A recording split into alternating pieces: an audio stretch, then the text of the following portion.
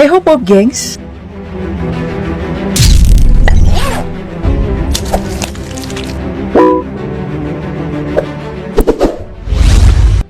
Karena saya wakilnya Gusti Allah kan.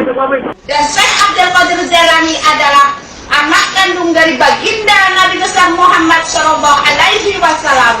Beliau yang akan mewariskan kepada saya tahta kerajaan dunia dan juga akan mewariskan kepada saya yaitu Al-Quran.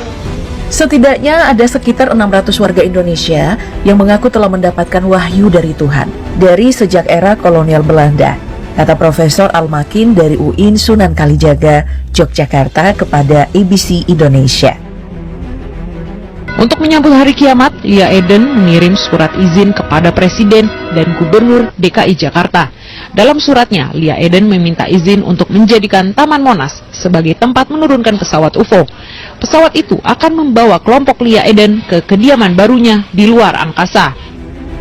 Lia Eden adalah salah satu yang paling fenomenal. Lahir dengan nama Syamsuryati Gustaman, Agustus 1947 di Jakarta. Adalah seorang penata bunga sebelum mengaku sebagai penerima wahyu. Dari pengakuan ke pengakuan yang menyebar di media, semuanya diawali dari bola cahaya yang datang di atas kepalanya di tahun 1974. Lalu, di tahun 1997, Lia merasakan sosok malaikat Jibril. Sejak itu, ia meminta petunjuk. Hingga akhirnya dia mengaku sebagai reinkarnasi Bunda Maria dan ruh surgawi. Membentuk jemaat bernama Salamullah, akhirnya di tahun 1997, MUI melarang perkumpulan Salamullah. Ia pun mengutuk MUI yang dirasanya sewenang-wenang. Tahun 1998, ia mengaku sebagai sosok Mesias. Tahun 2000, Salamullah menjadi kelompok ajaran yang berubah nama menjadi Kaum Eden di tahun 2005.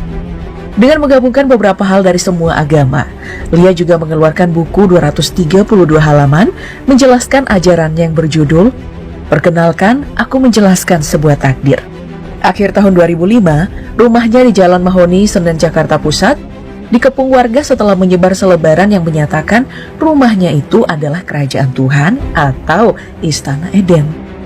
Sejak saat itu hingga tahun 2011, Lia masuk keluar penjara atas pasal penodaan agama. Tahun 2015 ia menyurati presiden untuk meminta izin atas pendaratan UFO Jibril di Monas. Semakin berkembang, ia pun membuat situs resmi dan kanal YouTube. Hampir 2 dekade mengupayakan surga di bumi dan aktif meramalkan kiamat, meski berulang kali berurusan sama hukum. Lia dan pengikutnya gak putus asa. Hingga akhirnya tahun 2021, Lia Eden berpulang. Pengikut menyatakan bahwa wahyu terputus. Kerajaan Tuhan pun kehilangan Tuhannya. Tapi kelompok lain muncul dan spotlight berpindah kepada Gavatar, Gerakan Fajar Nusantara. Terbentuk di tahun 2011, dipercayai sebagai salah satu penerus Al-Qiyadah Al-Islamiyah yang memadukan ajaran dari Al-Quran, Perjanjian Lama dan Perjanjian Baru. Mengucapkan syahadat yang bermakna, Aku bersaksi tiada Tuhan selain Allah dan aku bersaksi Al-Masih Al-Maud adalah utusan Allah.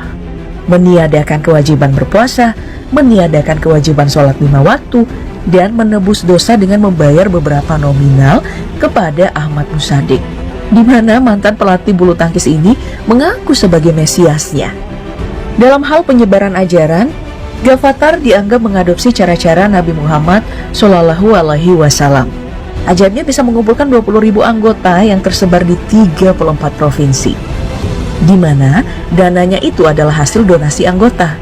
Persekusi kepada anggotanya mulai terjadi, hingga tahun 2016 dinyatakan sesat dan seluruh anggota Gavatar di seluruh provinsi dipulangkan ke daerahnya masing-masing, sampai penangkapan sang nabinya yang divonis 5 tahun penjara.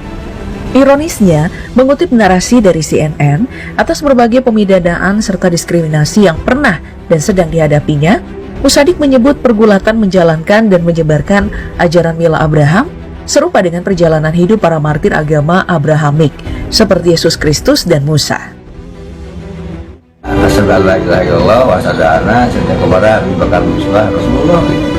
Sensen Komara dinyatakan memiliki sakit jiwa yang tidak bisa disembuhkan.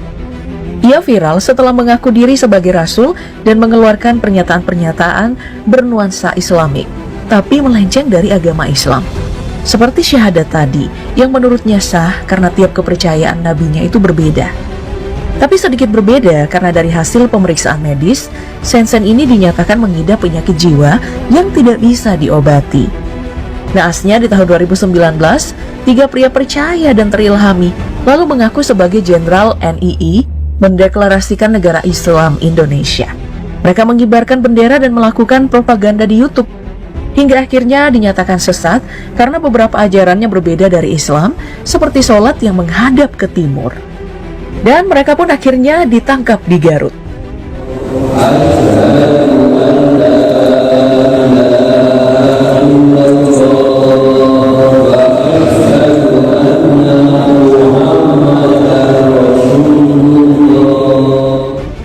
Akhirnya Ibu Sri Hartati sendiri mengucap syahadat sebagai caranya beliau bertaubat. Sebelumnya ia mengaku sebagai utusan Tuhan. Meski tak mengaku sebagai nabi atau rasul atau bahkan Tuhan itu sendiri, ia tetap dinyatakan sesat, yang kemudian bertaubat. Gus Jari bin Supardi adalah pria Jombang yang mengaku sebagai Nabi Isa Habibullah dan membangun masjid untuk para pengikutnya yang diklaim berjumlah 100 orang. Di dalam masjid itu terdapat batu yang diklaim sebagai makam Nabi Muhammad SAW. Ia mengaku pada tahun 2005 ia mendengar suara Yasin 7 kali dan dipanggilnya wahai Isa. Saya menerima wahyu di waktu saya sujud, dipanggil Allah, gitu. Yasin sampai 7 kali. Setelah itu ia mengaku sebagai pelurus tanda-tanda akhir zaman.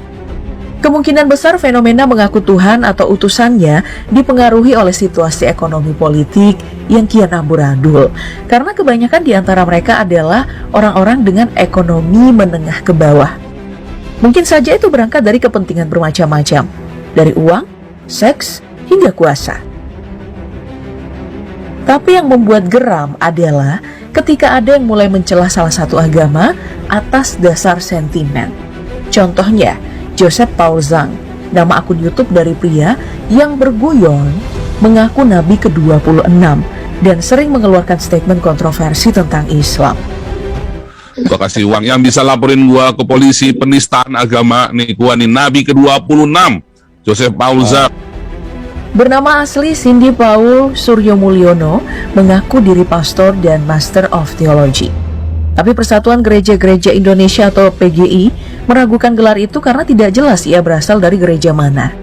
Dan telah dilaporkan, tapi keberadaannya belum jelas. Dari Hong Kong sampai Jerman semuanya masih berseliweran. Dan mengutip CNN, Kepala Badan Reserse Kriminal atau Kabareskrim Polri Komisaris Jenderal Agus Andrianto mengatakan bahwa pengungkapan kasus tersangka dugaan penistaan agama Joseph Paul Zhang masih terkendala di Red Notice. Dan Interpol tidak memberikan respon atas kendala itu.